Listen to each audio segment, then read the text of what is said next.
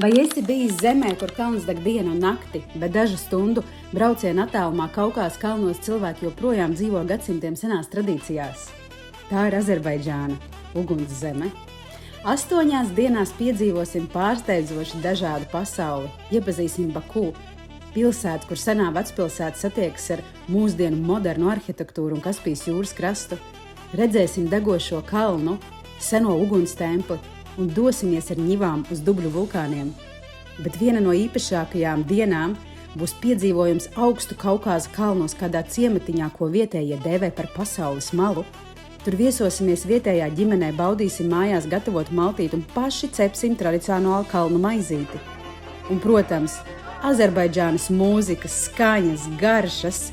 Azerbaidžāna vienmēr pārsteidz pat mūs pašus. Šajā ceļojumā šo valsti patiešām izgaršosim, piedzīvosim un sajutīsim. Uguns zem Azerbaidžāna jau šajā rudenī.